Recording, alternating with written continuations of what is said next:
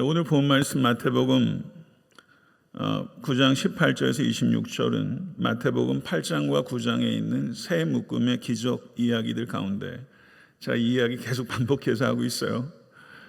세 묶음의 기적 이야기들 가운데 세 번째 묶음의 첫 번째 기적 이야기입니다. 그런데 이 이야기는 샌드위치 기법이라는 매우 독특한 문학적 장치를 사용하고 있습니다. 마가복음은 특별히 이 샌드위치 기법이 많게는 9번 사용되고 있는데 마태복음에선 오늘 본문에서 한 번 사용됩니다. 샌드위치를 한번 생각해 보세요. 샌드위치 빵 두 쪽 사이에 기호대로 햄, 계란, 야채 등을 넣어서 샌드위치를 만드는 것처럼 한 이야기 사이에 다른 이야기를 삽입해서 이와 같은 문학적 기법을 통해서 주제적으로 두 개의 이야기를 연결하는 기법입니다. 그러므로 우리가 샌드위치를 한 입에 기분 좋게 물고 먹는 것처럼 이때 우리는 이 샌드위치 기법이 사용되고 있는 두 이야기를 별개의 이야기로 이해할 것이 아니라 하나의 이야기로 이해하려고 해야 합니다. 오늘 본 말씀은 관리의 죽은 딸을 살리신 이야기 사이에 혈루병 걸린 여인을 고치신 이야기가 삽입되어 있는 것입니다. 그렇다면 우리는 이 두 이야기를 어떻게 하나의 이야기로 이해해야 할까요? 그러면 이 두 이야기는 어떻게 공통분모를 가지고 연결되고 있을까요? 그리고 해석적으로 어떻게 서로 기여하고 있을까요? 이와 같은 생각들을 질문을 던지면서 우리가 이야기 속으로 들어가겠습니다. 18절과 19절을 보게 되면 예수께서 이 말씀을 하실 때 한 관리가 와서 절하며 이르되 내 딸이 방금 죽었사오나 오셔서 그 몸에 손을 얹어 주소서 그러면 살아나겠나이다 하니 예수께서 일어나 따라가심에 제자들도 가더니 라고 말합니다. 여기에서는 익명의 관리라고 표현하고 있습니다만은 병행 본문인 마가복음과 누가복음을 보게 되면 이 인물은 회당장 야이로입니다. 그리고 죽은 딸은 12살 외동딸이라는 것이죠. 회당은 포로 생활로 인해서 예루살렘 성전이 무너지고 더 이상 성전에서 예배드릴 수 없게 되면서 유래된 것으로 보입니다. 회당의 주된 용도는 예배를 위한 것이었지만 그 밖에도 회당에서 율법 교육이 이루어졌고 그리고 주민들의 회합의 장소였으며 법정으로 사용되기도 했고 그리고 숙소로도 그 용도가 있었던 것으로 알려지고 있습니다. 이 회당에는 회당장이 보통 두세 사람이 있었습니다. 회당장은 그 마을에서 가장 존경받는 그리고 영향력 있는 원로 가운데 한 사람이라고 할 수 있습니다. 그와 같은 배경을 가지고 있는 야이로가 예수님께 나와 지금 무릎을 꿇고 필사적으로 매달리고 있는 것입니다. 이와 같은 행위는 개인적인 행위에 국한되지 않고 적어도 동료 회당장의 입장과 위신을 정면으로 배신하고 크게 자극하는 행위였음에 틀림없습니다. 야이로는 어린 딸 아이의 생명을 위해서 회당장으로서 자존심과 체면을 버린 것은 말할 것도 없고 회당장으로서 자신의 안위와 미래조차도 기꺼이 사실상 내려놓는다라는 결단을 하고 예수께 나와서 무릎을 꿇은 것입니다. 성도 여러분, 여기서 우리는 한 가지 질문을 또 상상을 해볼 필요가 있습니다. 만약에 이 회당장 야이로 12살 외동딸의 죽음이 없었다면 이 야이로는 과연 예수께 나와 무릎을 꿇었을까요? 그게 가능했을까요? 12살 외동딸이 죽은 것, 이것은 삶의 큰 폭풍입니다. 큰 위기가 닥쳐와서 그 일이 내가 가지고 있는 지위와 능력과 재산과 인맥 가지고 아무리 해도 해결할 수 없다는 것을 깨닫게 되면서 야이로는 비로소 자신이 교만했다는 것을 깨닫고 이 일로 인해서 겸손해졌고 그리고 자기 자신을 되돌아보지 않을 수가 없었고 그리고 내려놓지 않으면 안 되는 것들이 있다는 것을 깨달으면서 야이로는 이제 자기 위신, 체면, 자존심 그리고 회당장으로서의 미래, 야망 그런 것도 있지 않았을까요? 명예 내려놓을 것이 또 뭐가 있나 생각하지 않았을까요? 내려놓지 않으면 안 되는 것들을 내려놓을 수 있게 됐고, 그리고 무엇인가를 그렇게 내려놓기 시작하면서 어렸을 때 가졌던 순수함이 되살아나고, 그리고 사람다운 사람이 되는 것이죠. 진정성을 갖게 됐어요. 전 야이로가 예수님께 나와서 무릎 꿇었을 때 야이로의 그 얼굴빛은 그 전날과는 다른 얼굴빛이었을 것이다, 그런 생각이 들어요. 이런 위기가 닥친다는 것, 사실은 참 고통스러운 일입니다. 그렇지만 이런 위기 때문에 하나님께 나와 무릎 꿇을 수 없는 사람이 하나님께 나와 무릎을 꿇고 하나님께 더 가까이 갈 수 있다라면, 야이로에게 닥친 이 위기 나쁜 것입니까? 좋은 것입니까? 좋은 것이죠. 그리고 이 위기는 위기로 끝나는 것이 아니라 기회요. 그리고 이 위기는 저주가 아니라 축복이라고 말할 수 있는 것입니다. 아멘. 야이로에게 이 딸의 죽음은 최악처럼 보이지만 사실상은 최선의 시작이 일어나고 있는 것이죠. 최선이 야이로의 삶 가운데 일어나게 된 것입니다. 예수님께서는 야이로의 간청을 들어주셨고 그의 집으로 향해서 같이 동행하고 계십니다. 병행 본문을 보면 예수님과 제자들뿐만 아니라 많은 무리들도 앞서거니 뒤서거니 했다는 것을 알 수 있습니다. 그런데 가다가 예상치 못했던 일이 벌어졌습니다. 삶이라는 게 늘 돌발 변수가 있는 거예요. 12해 동안 혈루병으로 앓던 여자가 예수님의 뒤에 와서 그 겉옷가를 만졌는데 예수님의 겉옷만 만져도 병이 낫겠다는 믿음을 가졌던 것입니다. 이 믿음은 온전한 믿음은 아니지만 칭찬받을 만한 믿음입니다. 혈루병이란 이 혈루병은 여인이 계속해서 하혈을 하는 병입니다. 이 여인에게서 그 당시에 이렇게 물도 그렇고 샤워를 아침 저녁으로 할 수 있는 것도 아닐 테고 얼마나 악취가 진동했겠습니까? 이 병이 12해 동안 하혈을 계속한다. 아마 얼굴에 핏기는 없었을 것이고 몸은 마를 대로 말라 있었을 것이고 고통만 있는 것이 아니라 수치까지 더해진 것입니다. 어쩌면 여인에게 육체적 고통보다는 사실상은 이 수치가 더 큰 문제였을 가능성이 높죠. 레위기 15장을 보게 되면 혈루병은 제의적으로도 부정한 질병입니다.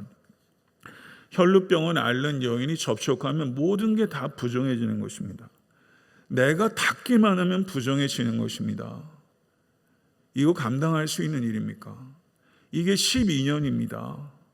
내가 어디에 앉기만 해도 접촉만 해도 스치기만 해도 부정해지는 거예요. 가족관계가 어떤지 모르겠지만 내가 사랑하는 누군가를 접촉하지 못한 세월이 12년이에요. 다 잃어버렸어요. 예수님이 만났던 사람들 중에서 비참한 사람들이 많은데 가만히 생각해 보면 이 혈루병 걸린 여인보다 비참한 사람 찾기가 어렵겠다, 이런 생각이 들더라고요. 정말 비참해서 아마 이 여인은 팔레스타인, 갈릴리, 사마리아, 예루살렘 지경까지 네게부 지역까지 다 합해서 내가 제일 비참한 여인이라고 생각한 날이 있었을 거예요. 그런데 이 여인에게는 예수님의 능력에 대한 확신이 있었어요. 끝까지 포기하지 않았어요. 끝까지 포기하지 않고 믿음 가운데 인내하다 보니까 창의적인 발상이 되는 거예요. 하나님은 창조의 하나님이십니다. 믿으십니까? 그 창조의 하나님을 정말 붙잡으면 창의적인 발상들이 나와요. 지붕으로 올라갔던 중풍병자인 내 친구, 지붕을 뜯어내잖아요. 그거 아무나 못하는 거예요. 예수님 앞에 나온 문둥병자 부정하다 하고 안 나왔어요. 금기 깨버리고 예수님 앞에 그냥 나와버리잖아요. 창의적인 발상이에요. 예수님 탓하지 않았어요. 욕하지 않으셨어요. 혈루병 걸린 여인 퍼블릭한 장소에 나오면 큰일 납니다. 그런데 나오잖아요. 나를 사랑하는 자들이 나의 사랑을 입으며 나를 간절히 찾는 자가 나를 만날 것이니라. 성도 여러분, 신앙생활하면서 우리는 너무 군중 안에 묻어 있어요. 무리들이 지금 같이 이동하고 있거든요. 앞서오니 뒤서가면서 이리 쓸리고 저리 쓸리고 하면서 그렇게 걸어가요. 많은 현대 기독교인들이 무리 안에 머물러 있어요. 그냥 교양인이에요. 종교인이에요. 저는 종교인 만큼이라도 해야 된다고 생각해요. 종교인 만큼 흉내도 안 내요. 제가 볼 때. 성도 여러분, 예수님의 옷자락을 만진 그 여인처럼 예수님을 잡으셔야 됩니다. 그래야 살아요. 그러면 예수님께서 여기 보세요. 그 능력이 자기에게서 나간 줄 아셨다. 예수님께서 이 여인을 기다리시는 거예요. 그리고 예수님은 육체의 치유뿐만 아니라 영혼을 치유하길 원하시는 거예요. 이 여인은 예수님께 나오기 위해서 두려움을 이겨야 했어요. 여러분, 두려움 이기시기가 어렵잖아요. 얼마나 두렵게 12년 내내 두렵게 살았잖아요. 두려움에 짓눌려서 사는 거예요. 그런데 사람들 앞에 나온다고요? 그게 가능해요? 여러분, 방에 쑥 들어가서 두려워서 못 나오는 자녀들도 있잖아요. 얼마나 공황장애부터 시작해가지고 장애가 많아요. 골방에 못 나오는 가족들 있잖아요. 두려움을 이기고 예수님 옷자락을 잡기 위해 나왔어요. 그러고 만졌어요. 나왔어요. 이제 빨리 가야지. 안 들키고 가야지. 온통 그 생각을 하고 있는데 예수님이 둘러보신다고요. 그 두려움을 또 한 번 이겨야 되는 거예요. 이 두려움을 이기기가 더 어려웠던 거예요. 어떻게 나가겠어요, 여러분? 공개적인 자리에 나가면 큰일 나는데 감히 만지다니, 자기가 만지면 더러워지는데 그거를 나가서 고백해야 하는데 이 여인이 얼마나 사시나무 떨듯이 떨었겠죠. 더 큰 두려움을 이긴 거예요. 2번 이긴 거예요. 예수님께 첫 번째 두려움은 예수님의 능력에 대한 믿음으로 이겼고, 2번째 두려움은 예수님의 인격에 대한 두려움, 믿음으로 이긴 거예요. 예수님의 인격에 대한 믿음. 예수님의 그 프레젠스, 그 아우라를 느낀 거예요. 그 둘러보시는 예수님의 그 동작과 얼굴과 그 표정과 그 잔잔한 미소 속에 이분에게 나가도 되겠다. 이분은 믿을 수 있겠다. 그게 느껴지지 않겠어요? 인격에 대한 믿음으로 나간 거예요. 여인이 두 번이나 두려움을 이긴 것을 예수님은 알아주셨어요. 여러분들이 두려움을 이기고 예수님께 나가면 다른 사람은 몰라요. 기대하지 마세요. 사람은 몰라요. 관심 없어요. 근데 예수님은 아세요. 따라, 안심하라. 내 믿음이 너를 구원하였느니라. 따라, 안심하라. 이렇게 말씀해요. 마태복음에서 따라라고 들었던 유일한 여인이에요. 안 나갔으면 여자로 그냥 여자인 거예요. 성경에 여자가 나왔다고 그러죠. 여자의 여자. 나왔더니 딸이라고 하는 거예요. 따라, 안심하라. 내 믿음이 너를 구원하였느니라. 이 여인이 예수께 나온 것은 만짐을 위해서 나온 거예요. 이 여인은 생각하는 게 전부가 만지는 거예요. 그런데 예수님은 만나는 거예요. 예수님은 여러분을 만나고 싶어 하세요. 여러분은 예수님을 만지고 싶어 하십니까? 만나고 싶어 하십니까? 내 문제 해결하기 위해서 예수님을 만지고 가려는 거예요? 예수님을 만나시려는 거예요. 이 여인은 주님의 뒤로 왔다고 그랬어요. 근데 예수님께서는 이 여인을 주님의 앞으로 부르시는 거예요. 앞으로 부르신다고요. 옷자락을 만지고 가려는 여인에게 예수님께서는 그래, 내 옷자락 만졌으니까 됐다. 잘 가라. 옷자락이 너한테는 과분하다. 이런 분이 아니에요. 예수님은 옷자락에 추억을 주시는 분이 아니에요. 예수님은 자신의 음성을 듣고 자신의 미소를 보게 하고 자신의 존재를 주시기 원하시는 거예요. 딸이라니요. 딸이라고요. 하나님의 자녀로 받아주신 거예요. 여기서 내 믿음이 너를 구원하였다고 그랬어요. 내 믿음이 너를 치유하였다고 얘기하지 않고 내 믿음이 너를 구원하였다. 혈루병만 나은 것이 아니라 죄라는 질병에서 나음받았다. 이 이야기를 예수께서 소조라는 단어를 통해서 이게 전인적인 총체적인 구원이 이 여인에게 임했다는 것을 선언한 거예요. 하나 더 생각해 보십시다. 이 여인이 혈루병만 고쳐가지고 돌아왔다 생각해 보세요. 기껏해야 다른 사람하고 똑같아진 거예요. 12년의 고독과 고립과 손실 어떻게 할 거예요? 그게 회복이 돼요? 만회가 돼요? 통째로 날아간 거예요. 12년이. 앞으로 살아갈 일도 걱정이네. 당장 내일부터 뭐 먹어야 되지? 앞으로 살아갈 일도 걱정해요. 그냥 혈루병만 나아가지고 가면. 그런데 주님께서는 질병의 치유를 넘어서 만남과 구원을 주셨어요. 음성과 미소를 듣고 보았어요. 그랬더니 12년이라는 세월이 통째로 날아간 것이 아니라 12년이라는 세월이 해석이 되기 시작해요. 12년이라는 세월이 축복이구나. 축복이구나. 이 혈루병이 5년 전에 나왔으면 어떻게 할 뻔했냐고요. 12년이나 걸려가지고 죽을 고생해가지고 예수님을 만난 거잖아요. 야, 내가 5년 앓고 병 안 나라서 정말 다행이다. 저는 그랬을 것 같아요. 12년 꽉 채워서 아픈 게 너무 감사하다. 주님께로 이끄는 자석이었구나. 주님의 음성을 듣게 하는 메가폰이었구나. 주님께서는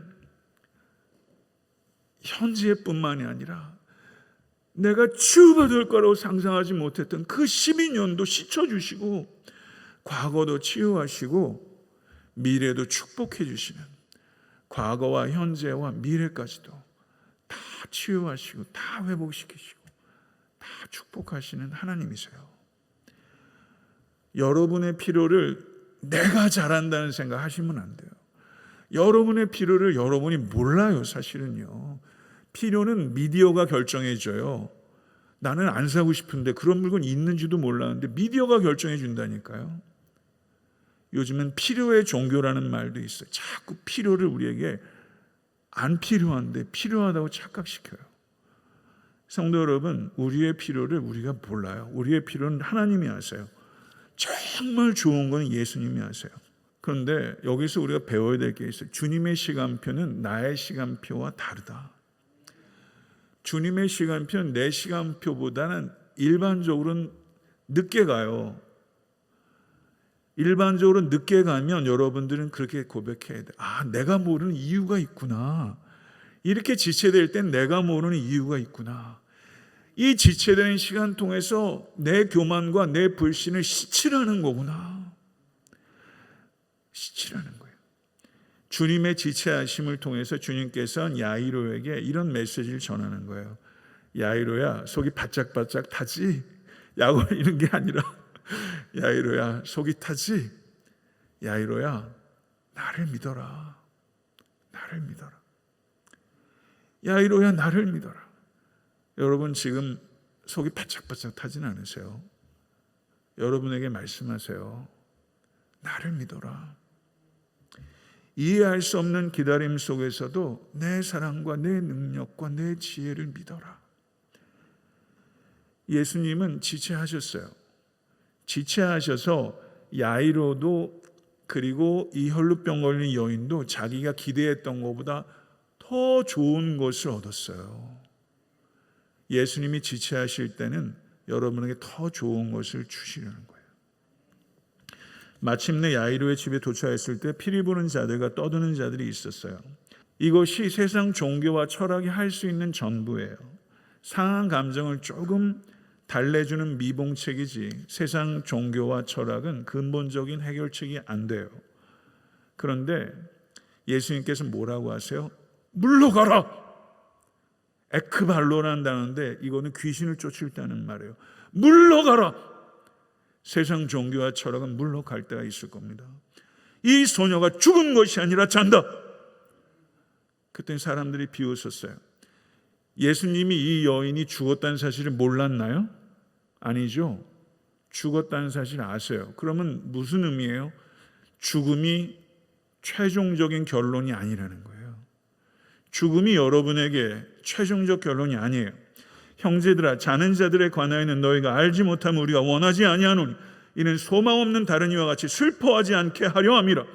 우리가 예수께서 죽으셨다가 다시 살아나심을 믿을진대. 아멘. 이와 같이 예수 안에서 자는 자들도 하나님이 그와 함께 데리고 오시리라. 아멘. 예수 안에서 자는 자들이란 말씀하세요. 그리스도인들은 죽으면요 예수 안에서 자는 거예요. 그런데 세상에서도 잔다는 표현을 합니까 안 합니까? 세상에서도 영면했다는 말 해요. 잠들었다 표현해요. 그런데 그러면 이게 종교와 철학과 문화 일반에 걸쳐서 잔다는 것은 죽음에 대한 묘사로서 보편적인 표현이에요. 그럼 뭐가 달라요? 세상에서는요 이 잠을 깨어나지 못할 끝없는 잠으로 이해해요. 헬라의 급제학가 아이스킬로스는 죽음을 끝나지 않는 잠의 밤이다 이렇게 표현했어요. 로마의 시인 카툴루스는 태양은 졌다가 다시 뜰 수 있지만 우리의 짧은 빛이 일단 지면 한 번도 깨지 못하고 자야 하는 끝없는 밤이 온다.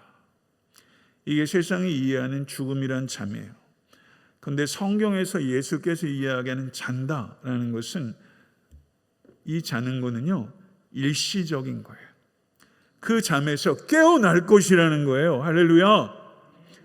잠에서 깨어날 것이기 때문에 성도의 잠은 두려운 잠이 아니에요. 평안한 잠이에요. 할렐루야.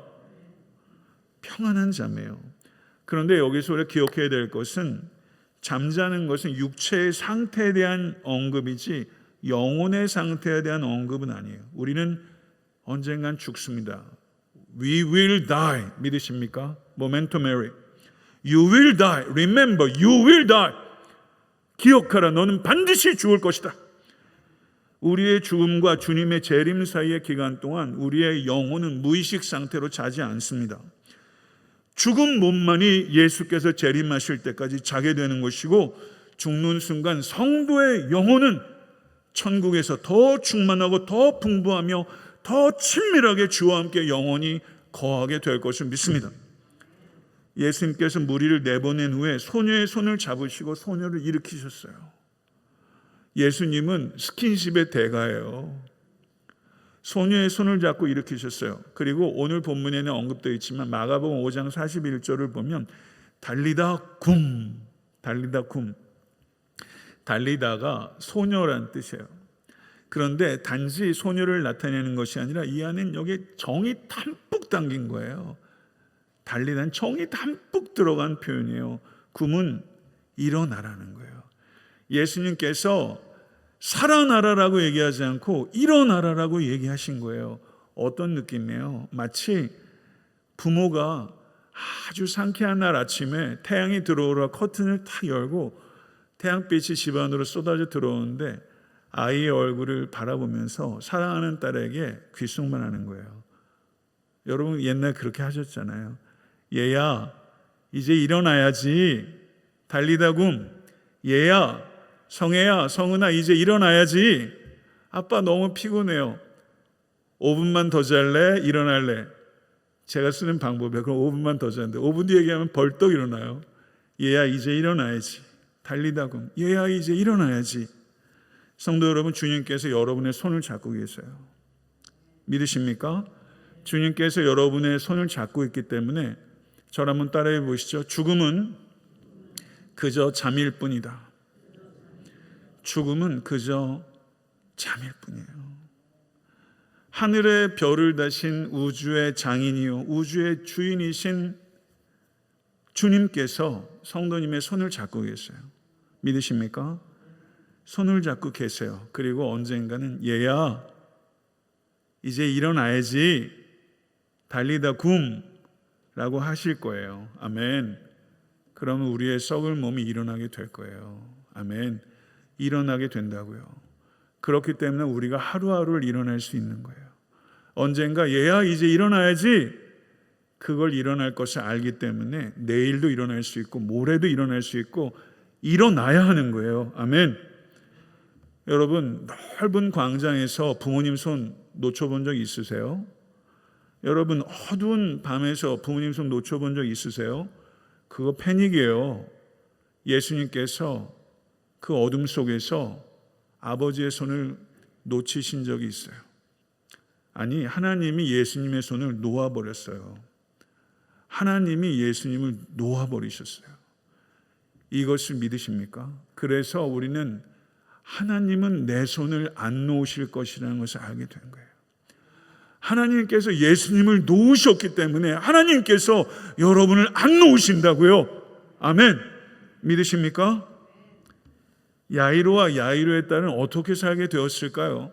뭐 성경을 이렇게 복잡하게 읽은가 이렇게 생각하세요. 야이로와 야이로의 딸은 어떻게 살았을까? 혈루병 걸린 여인은 어떻게 살았을까? 한 가지 분명한 거 있어요. 죽음을 결코 두려워하지 않게 되었다. 죽었다 살았는데 죽음을 두려워하는 게 말이 돼요? 안 되죠. 죽음을 두려워해야 될 하등의 이유가 없어요. 여러분과 제가 죽음을 두려워해야 될 하등의 이유가 없어요. 아멘? 그러면 뭘 두려워할 거예요? 두려워할 게 없죠. 두려워할 이유가 없는 거예요. 아멘. 죽음은 마침표가 아니라 쉼표. 쉼표가 있어서 너무 좋지 않습니까? 노래할 때 쉼표가 없다고 생각해 보세요. 죽음은 종착역이 아니라 환승역. 예전에 기차 여행할 때 환승역 가면 기분 좋더라고요. 내려서 달걀도 좀 사고 귤도 좀 사고 환승역. 그리고 이제 목초지로 가는 거예요. 성도 여러분, 오늘 이 기적은 하나의 이야기예요.